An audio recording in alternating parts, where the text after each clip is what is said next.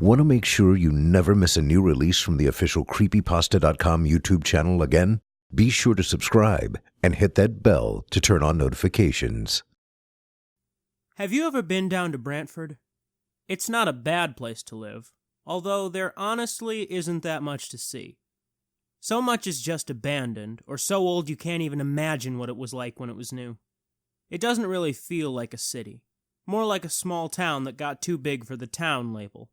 Most of the places that hire are warehouses, and even then they tend to go through the temp agencies rather than actually hire people. It's easier to get rid of them when you don't need them anymore that way. I don't know how many people are stuck bouncing from temp job to temp job. I only put up with it since at the time I was a 19-year-old kid just happy to get some work. Most of it was in the warehouses or factories. I preferred the warehouses. Less risk of losing a finger on some machine just because they couldn't be bothered to actually train you. It was one of the warehouses where I met Frank. He was one of the full-time employees at this place called Coleman's. It was pretty small by warehouse standards and easy to miss. I suppose it didn't help that the area surrounding it was full of run-down buildings that had fallen into disrepair. They mostly stored sporting equipment brought in from Indonesia or Thailand, and some of the boxes were pretty old, with thick layers of black dust on them. Frank once told me he'd been there for about 10 years, and the place had been just as dead and run down even back then. He had no idea how old it actually was, and there were only him and the owner of the place as the actual full-time employees. Whenever things got busier than usual, they just brought on a couple of temps for half a day. Back then, I was gearing up to put myself through college. My plan was to work until September of the next year, picking up odd temp jobs, and save up as much as I could for tuition. That was just about all you could do in Brantford. It's hard to get a real job, but the staffing agencies always took just about anyone. The first time I was sent to Coleman's, Frank was out back waiting for me and the two other temps who were supposed to show. Only one of them actually did. He gave us the basic orientation, most of which I breezed past since this wasn't my first rodeo. "We've only got the one truck today. Bunch of little boxes, you know how it is. Which one of you is better at wrapping skids?" he asked, then coughed, covering his mouth with the sleeve of his jacket. I'm pretty sure it was the first thing he ever said to me. The other temp did the wrapping, while Frank and I ended up being the ones actually building the skids. When you're working with a guy in a truck doing something as boring as building skids, you inevitably get to talking. "Might be an early day," he said, a little relieved when we were about halfway through the truck. "It's been pretty slow around here, given it's the holiday rush and all that. Doesn't bother me, though. You know what I heard today?" "What's that?" I asked him. "I heard I'm gonna be a dad. Imagine that. My wife told me this morning." "Oh, really?" "Well, congratulations," I said. It wasn't much more than a formal statement made to a man I barely knew. Frank coughed hard into the sleeve of his jacket again. "Yeah. Best day of my life right now. Best day of my life." With the skid built, he let the other temp get to the wrapping and stepped off to the side near the edge of the loading dock for a smoke break and beckoned me over to join him. "Now's about as good a time as any for a first break. Dunno if you'll even be here for the third. It gets too quiet around here most of the time," he said. "Are you staying the whole day?" I asked. "Maybe. Was kinda hoping to make it home, although Laura can take care of herself for the most part right now. I might need a bit of extra help, though, if you're offering." He was watching the other temp drag his feet as he took our latest skid way to the back of the warehouse with the rest. He was right about it being an early day. We were done before lunch. Frank sent the other guy home, but me he kept around for another hour or so, helping out with some of the other more minor jobs he had, although there wasn't really enough to justify either of us staying after that. Still, that hour alone, we were talking as if we'd known each other for years.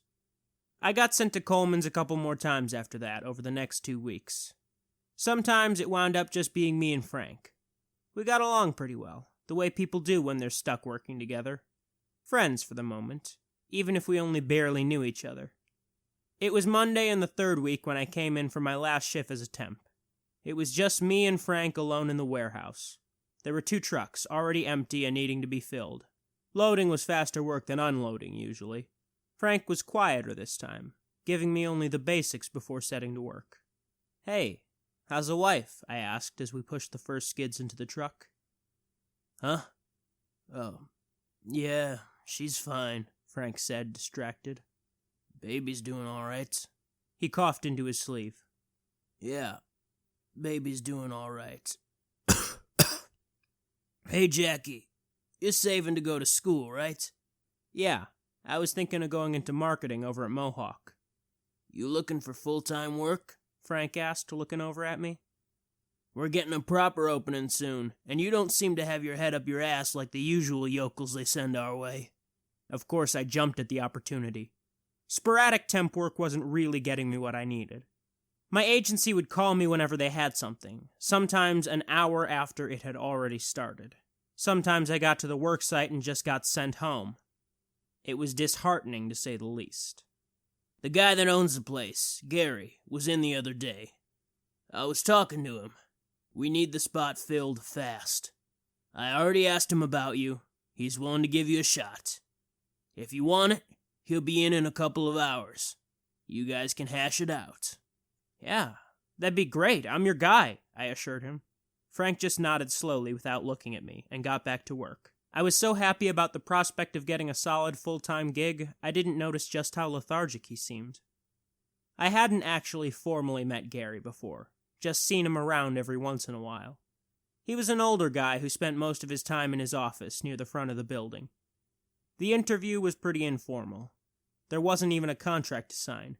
He just agreed to pay me in cash. Looking back on it, it was a little shady, but I'd never actually had a full-time job before, so I was just glad to be making money. I was back again the next day, no questions asked for another day of work. The year ended on a pretty high note, all things considered. Frank was in, training me for the first week or so, but after that, it was mostly just me and the temps. Christmas came and went, and a couple of weeks into January, I was still at Coleman's. Frank wasn't in as often as I'd expected him to be. Some days it was just me, all by myself in the warehouse. I'd figured out that I'd probably only been hired to cover for Frank while he took care of his wife, although it seemed kind of odd for him to take time off this early in the pregnancy. I didn't question it too much. He'd come in 2 or 3 days a week, and we'd shoot the shit while we worked. It was around the last week of January, on a Thursday, when Frank collapsed. It was the only day that week he'd been in, and we'd just been packing a skid when he started coughing. He coughed a lot, and I usually didn't say anything, but this time, he was doubled over, and I half expected to see him start spitting up blood. "Frank? Frank?" I was at his side immediately, not sure what to do to help. His knees gave out beneath him, and I at least was able to stop him from collapsing face first into the skid.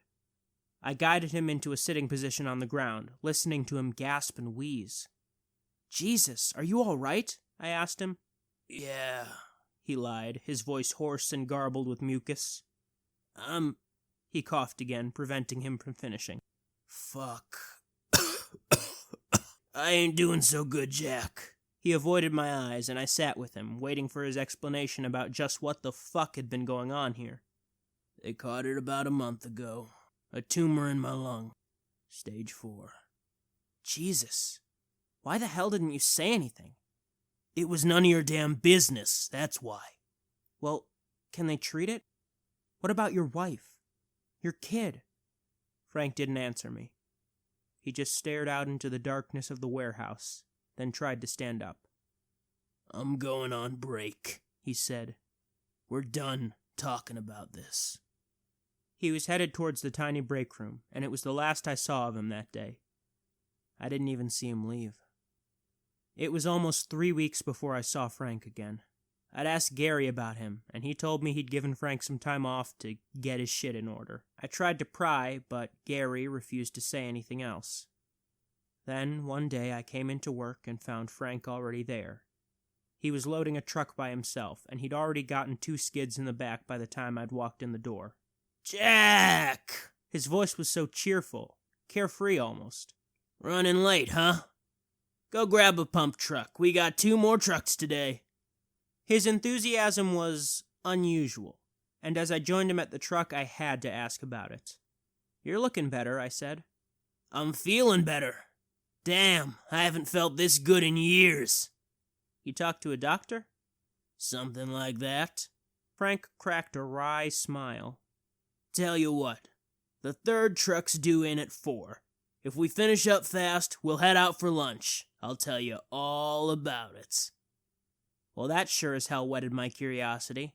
I worked with almost the same vigor as Frank had to get through those first 2 trucks. We finished up around noon. I climbed into Frank's pickup truck and we stopped by a little diner just down the street for lunch. Gary wasn't even in his office, so he wouldn't give us shit for slacking off for a little while. He ordered 2 beers and sat there studying the menu before I asked. So, you doing all right? You in chemo or something? Frank's cracked lips curled up into a small, wry smile, the kind of smile you see on a man who's seen things. I was, for a bit. Not right now, though. I'm in remission. The cancer's gone? How? I'd never heard of someone bouncing back from the big C that quickly, and Frank looked better than he'd ever been since I'd met him. The waitress brought us our beers, and Frank took a long sip from the bottle before speaking again. Tell me something, Jack. Do you believe in God? I guess so. I never really went to church, but I guess I like the idea of there being a God. Good. What about the devil? Do you believe in that too? I guess. You know, when someone gets really low, they get desperate. God, the past couple weeks, I've never been so scared in all my life. I was looking into treatment, and people kept telling me about how bad my chances looked. They didn't come out and say it, but they might as well have. Everyone was convinced I was gonna die. I'm 38 years old, Jack. If you ask me, I'd say I'm too young to die. Hell, with my kid on the way, I don't want to die. I don't want them to grow up without a dad. I want to provide. I want to be a breadwinner. So, I started looking around at things. The kind of things people might not usually look at. What, like herbal medicines and stuff? I asked. That was some of it, Frank said. But other stuff as well. Herbal techniques and some really obscure stuff. Occult stuff. See, I made some friends while I was poking around on some of those obscure sites. I didn't put too much faith in it, but I happened to mention my diagnosis to one of them. They sent me to a forum on some unlisted onion site. Now this site was 12 different kinds of fucked up. Really heavy occult shit. Rituals to summon demons to kill people, help you get your rocks off, even summon the big man himself. Crazy, right? But I took a look around. I didn't exactly have high hopes, but I figured that people probably bought into this shit for a reason. There was this one ritual that people kept bringing up. There was a lot of debate as to whether or not it was summoning the devil or just one of his demons. That wasn't what interested me, though. See, people kept talking about this ritual as if they actually did it, and it worked. So I thought, what have I got to lose? The ritual didn't call for a lot. A mirror, a circle of salt, homemade candles with my own blood inside of them, and a chant done at 3 a.m. Pretty standard demonic horseshit, right? But, well, all these people seemed to think it worked. And like I said, what did I have to lose? I rented a motel room for a night, made the candles, and set everything up in the bathroom, right in front of the mirror. Then, at 3 a.m., I did the chant. I probably butchered the hell out of it. At first, I thought it didn't even work. It was just my face in the candlelight. That's when I saw it, though. In the reflection, a woman walked through the bathroom door. I turned to look at her, but there was no one there. All there was her reflection in the mirror. She walked up behind me, stopped just inches away from me, her face just over the reflection of my shoulder. She was pale, with thick black hair that cascaded over her shoulders and a calming smile. "Hello, Frank," she said in the sweetest voice I'd ever heard. Her chin rested on my shoulder. My mouth went dry. I couldn't believe what I was seeing, and I didn't even know what to say. I honestly don't think I expected it to actually work. It's all right, she told me. I know why you called. And yes, I'd love to help. It's my job, after all, to help people like you. It is? I asked, and I probably sounded like a complete dumbass. Oh yes, I could make it all go away. For a cost. I don't work for free, Frank. I do something for you. You do something for me. So you sold your soul? I asked. I'd been sitting immersed in his story up until then. I hadn't even touched my beer, and Frank chuckled. See, that's what I asked too. But no, she just laughed when I brought it up. No, she said. I prefer something a little more tangible. But the cost is always high, Frank. Always. What do you want? Your wife. She's pregnant, isn't she? God, my heart froze in my chest when she said that. And that smile on her face, that horrible, innocent smile. That's what I want, Frank. I will cure you. And then after they've been born, I will take the child, and you'll be free. No more cancer. My heart was racing. I couldn't have given up my kid, Jack. I just couldn't. But that look on her face, she already knew my answer. But that's when I got an idea. See, a couple of days before, I'd been with Laura at the prenatal clinic to get the results of a blood test we'd done. Something pretty basic just to determine if the kid was going to have any defects. But they told us the sex of the baby. I'm going to have a little girl. That's what got me thinking. I looked at the reflection of the devil in the mirror, and I said, okay. I said, when my son is born, I'll perform the ritual again, and I'll give him to you. And you know what? The smile on her lips grew wider. Maybe too wide. But the look of utter satisfaction on her face both terrified and comforted me. It's a deal, she said. I'll see you soon, Frank. And then she was gone. I blinked and she wasn't there anymore. The candle still burned. It was like nothing had happened at all. Frank took one long pull of his beer and let out a sigh. A couple of days later, I was in remission. It was the best goddamn feeling in the world.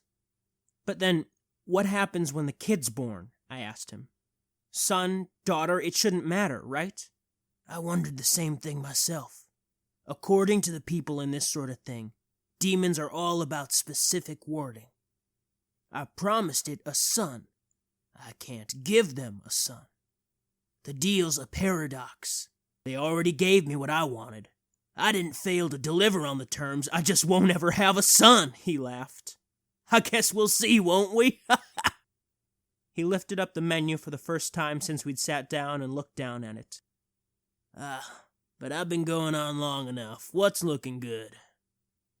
I sat there for a few moments, processing all that he'd just told me. He had to just be pulling my leg. That whole story just had to be complete bullshit. By the way Frank had told it, I was pretty sure that he completely believed it, even if I didn't. Whatever the truth was, Frank seemed fine over the next few months. Every day I came in, he was usually already there. As I settled into a routine, I convinced myself that Frank was just pulling my leg. Maybe the cancer hadn't been as bad as he'd thought.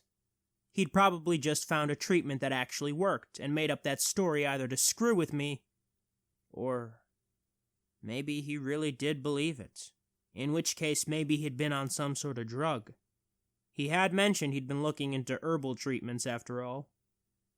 Either way, I was pretty sure that story he'd told me was just that. A story. And as the months went by, I almost forgot about it. Eventually, I started applying for colleges. I'd saved up enough to get me through a couple of semesters, and Gary was willing to let me switch to part-time work for a while, so I saw less of Frank. On the days where I was in, we'd shoot the shit, and he'd talk about his wife and the pregnancy, how he was progressing, names he and his wife were thinking up for their daughter. Honestly, it was kind of nice seeing him that way. As far as I could tell from what he told me, he'd stayed cancer-free, too. He told me his doctor had run some tests on him to see how he'd bounced back so quickly, but hadn't come up with anything. In the end, he'd just chalked it up to a misdiagnosis and kept an eye on him.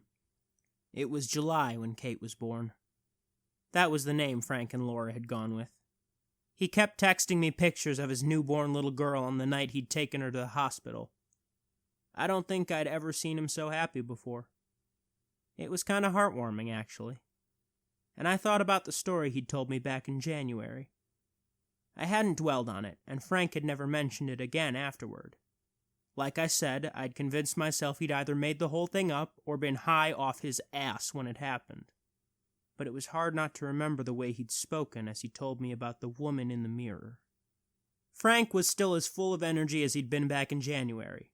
All he talked about was his daughter, how happy he was to have her, how much he loved her.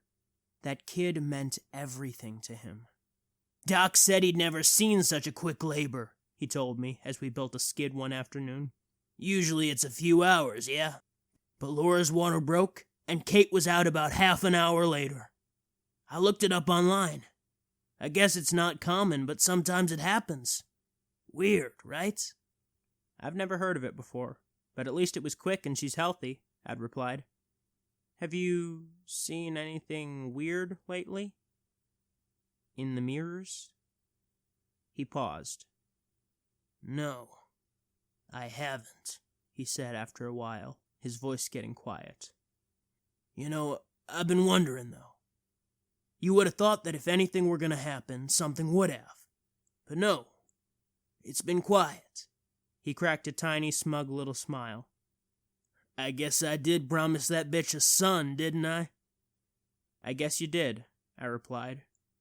Frank's smile faded slowly, and he laughed quietly. "Maybe I'm in the clear then," he said before getting back to work. Given that nothing had actually happened, I was almost sort of inclined to agree with him. Nothing kept happening. I'd applied and gotten accepted into Mohawk, all geared up to start in September. Gary agreed to let me switch to part-time, just to give me some income during classes, and as August came to a close, I was getting ready to make that shift. I had about a week left when things changed. Frank and I were loading a truck when Gary came down from his office and headed toward Frank, not quite running, but moving a lot faster than he usually did. I was inside the truck, and I could just see him tap Frank on the shoulder from across the warehouse and say something to him. Frank dropped the handle of his pump truck to sprint across the warehouse towards Gary's office. A couple minutes later, he sprinted past the truck to the door of the warehouse faster than I'd ever seen him move. I found out later that a truck had blown through a stoplight and hit Laura on the driver's side while she'd been out running some errands. The report in the newspapers said that first responders had tried to get her out of the wreck, although she was dead before they could get to her. Looking at the picture that accompanied the article, I was amazed she'd even survived. Her car was crumpled like a piece of paper, bent almost in half from the impact. There was no visible gore in the photograph, but when I later heard it was going to be a closed casket funeral, I wasn't surprised. As for baby Kate in the back seat, the only consolation was that she had likely been killed in the initial impact. I was a pallbearer for Laura at the funeral for her and Kate. Frank didn't have many people in his life, and I was one of the few he considered a friend. I hadn't known Laura very well, but I did it more for him than for her. There was no wake afterward. After the funeral, I just drove Frank home in silence, helped him inside, and watched him pour himself a glass of whiskey almost immediately. "What do I do now, Jackie?" he asked me, his voice hoarse and weary. He'd been fighting the urge to cry the whole time, but now he just let it out. "What do I do now?" He downed the whiskey and collapsed into an armchair in his now empty living room, looking at the abandoned baby toys on the floor in front of him. I couldn't find the words to comfort this man.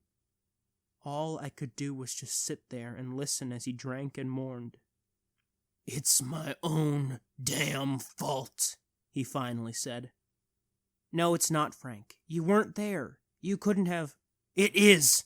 I promised that bitch a son. She knew I tried to dupe her, and she just had to have the last laugh. He knocked back another drink. The bottle he'd taken with him was almost empty. I'd barely even finished one drink of my own. That fucking bitch. Frank, none of that was real. Of course it was fucking real, he slurred. I saw it with my own 2 eyes. That bitch in the mirror. I should have known better. Should have known not to fuck with that occult shit. He went to refill his glass and stared at it for a moment before deciding to just finish off the bottle instead. If I ever see her again, I'll kill her. I swear to fucking God, I'll kill her. Frank, I got up and moved closer to him. You're not thinking straight. He paused, ready to yell at me again, and glared at me so angrily.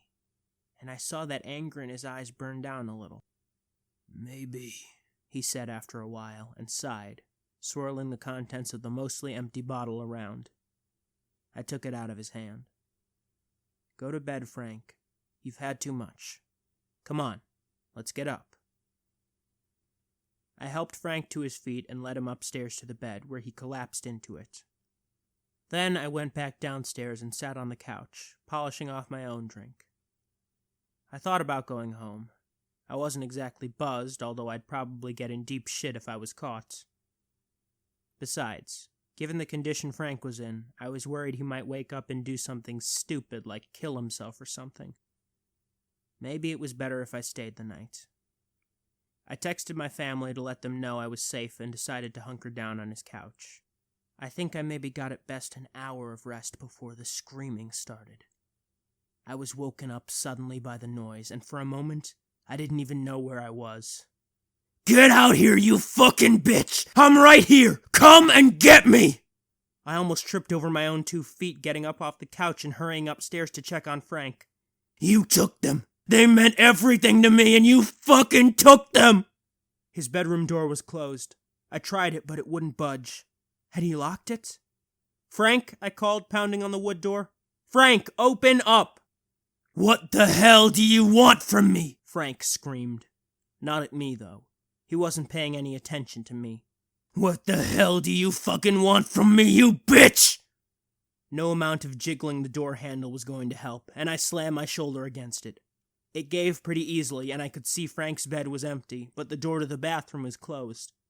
Frank screamed, an almost primal sound of pure animal rage and grief.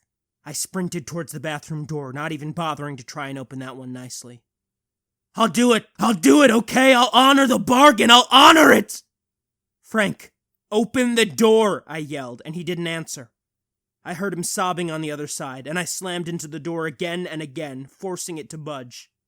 Do whatever you want. I'm sorry. Frank's screams had become miserable whimpers, and at last the door gave beneath me, flying open and sending me spilling into the dark bathroom. Just as it did, I heard the sound of glass shattering and went for the light. The bathroom was a disaster. Frank lay curled in a ball in the bathtub, face wet with tears, and the bathroom mirror lay in pieces on the floor. He hadn't cut himself, thankfully. He'd just lie there, crying and refusing to move or even so much as acknowledge me. I let him be for the time being and went to collect some of the broken glass. Somehow I got Frank back to bed that night, and he was still asleep and okay when I left in the morning. I didn't see him back at work for the rest of the week. Gary said he'd given him some more time off, and honestly, I think Frank deserved it. Frank killed himself 2 weeks ago. Gary called me a couple of days after it had happened. I guess the weight of the loss was too heavy on him. He went out to the garage, ran the garden hose from the exhaust of his car to the window, and keyed the ignition. Gary told me he must have had some sort of mental break before he did it. He'd taken a hammer to the car before he'd done the deed, smashing out the side view and rear view mirrors. Frank didn't have a lot of friends or family. Just a few drinking buddies, a brother who covered the expenses, Gary, and me. I never made it to his funeral, but I was at the viewing. The casket was open, and I felt my heart sink as I saw Frank lying there. as I thought about what had driven him to this. I didn't notice the woman appear at my side. She couldn't have been older than 30, with long dark hair that spilled over her shoulders. "It's such a shame, losing him now," she said softly to me. "Were you and Frank close?" "Kinda," I admitted. "He was good company, you know." "I know," she replied, smiling softly at me. "It hurt me to see how bad he got at the end. I was there with him a lot over the past couple of months, trying to help him. Sometimes a man needs help." Her hand dipped down a little bit towards her stomach, where I noticed the slightest bulge. "I was going to give him the news the night he passed. I got the results back. He was going to have a little boy." There was something in her smile, something I didn't like, something that made my heart race. I excused myself almost on instinct, wanting to get away from this woman. She didn't try to stop me. As I stepped out of the room, my eye was drawn to the mirror across the hall, casting a reflection of Frank's viewing. I could see his brother, Gary, and a few of the other guys. But the woman? I looked back and saw her standing in the middle of the room, eyes locked onto me, a knowing smile on her lips.